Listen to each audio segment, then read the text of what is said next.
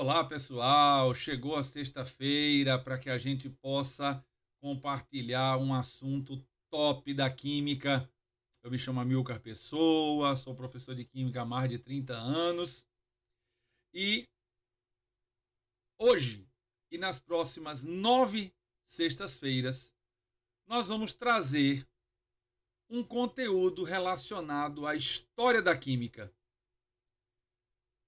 Nós vamos falar de descobertas impactantes da química para a vida das pessoas.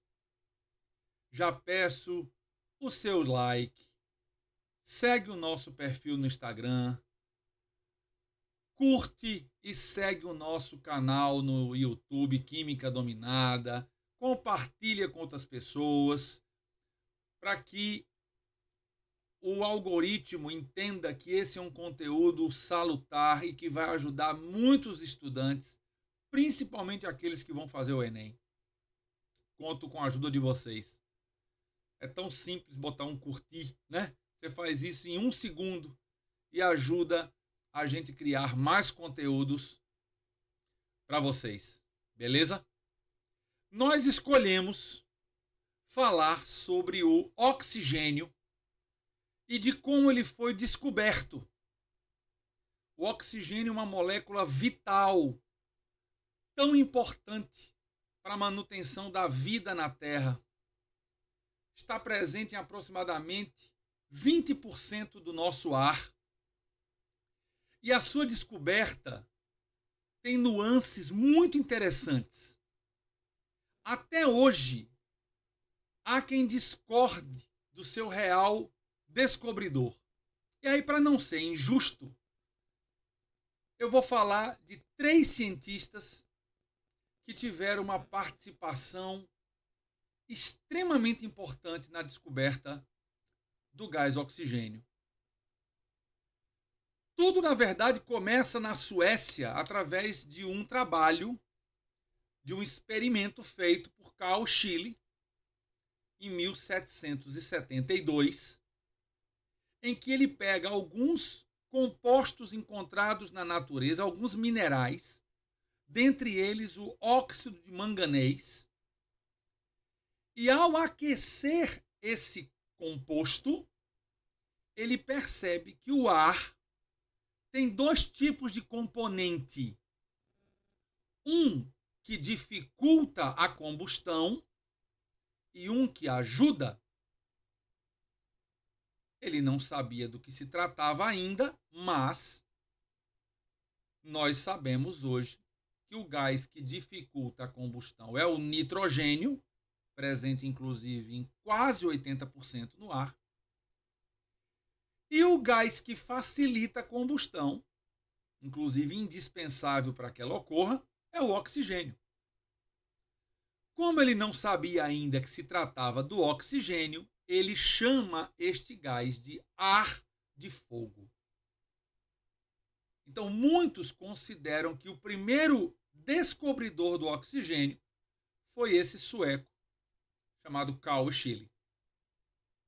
2 anos depois, o químico Joseph Priestley faz uma série de experimentos que eu vou detalhar para vocês na sequência, experimentos incríveis, que faz com que ele descubra a presença de um gás que ajuda no processo de queima e na manutenção da vida. Essas informações o Priestley compartilha com Lavoisier, que em 1777 dá o nome de oxigênio a esse gás. Então, esses 3 cientistas têm uma participação direta, imprescindível, na descoberta desse gás tão importante. Mas nós vamos nos deter ao experimento feito por Priestley. E um deles, ele pega um camundongo, coloca dentro de uma redoma de vidro, e dentro dessa redoma tem uma vela acesa. E depois de algum tempo, o camundongo morre. Ora, se há 250 anos atrás, quando o Priestley fez essa experiência, para ele foi uma surpresa o que aconteceu, como é que nós interpretaríamos isso hoje? O que aconteceu? Ora, na queima da vela, ao consumo do oxigênio que estava dentro dessa redoma de vidro, o conteúdo de oxigênio no ar foi diminuindo até se esgotar, e no lugar do oxigênio surgiu o CO2. E com a ausência do oxigênio e a presença do gás carbônico, o camundongo morre.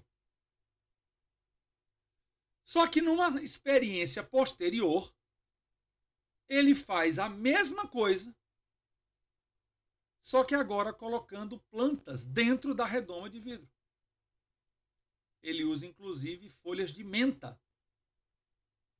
E aí, sabendo que as plantas desenvolvem o processo de fotossíntese, em que elas consomem o gás carbônico e produzem o oxigênio, o que o Priestley percebe? Que a vida do camundongo se prolonga. Então ele percebe que não só esse gás desconhecido era aumentado com a presença das plantas, como a intensidade da chama também aumentou. Essa experiência incrível do Priestley é uma das primeiras que faz com que ele já acredite na presença de um gás na atmosfera, e que esse gás seria 3 anos depois chamado pelo Lavoisier de oxigênio. Mas tem uma experiência, pessoal, e essa experiência ela é verdadeiramente incrível, em que o Priestley, aproveitando um dia de sol, e que os raios solares estavam penetrando pela janela do seu laboratório, ele pega uma lupa e coloca numa posição tal que os raios solares atravessavam essa lupa e atingiam um frasco contendo óxido de mercúrio. E esse calor, essa energia dos raios solares, fizeram com que houvesse dentro desse tubo uma reação química com mudança de coloração e produção de um gás. Ora, ao pegar um fósforo e acender, colocando dentro do tubo, a intensidade da chama aumentou. Apagando-se o fósforo e colocando dentro do tubo, a chama volta a aparecer. Que coisa incrível!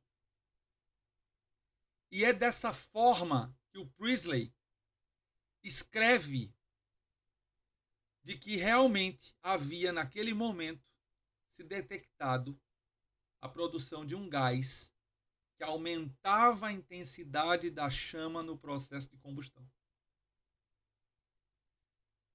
Essas experiências foram determinantes para que Lavoisier, 3 anos depois, ao fazer experimentos para medir a massa das reações químicas, não esqueçamos que Lavoisier foi o autor da Lei da Conservação da Massa, Lavoisier comprova que nos processos de combustão há um acréscimo da massa do oxigênio ao material que está sendo queimado.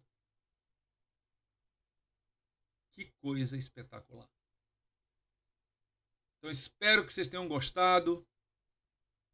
Próxima semana nós teremos um outro conteúdo top que também fez uma grande diferença para o estudo dos átomos. Aguardem e não deixem de seguir o nosso canal Química Dominada. Forte abraço, tudo de bom, tchau, tchau.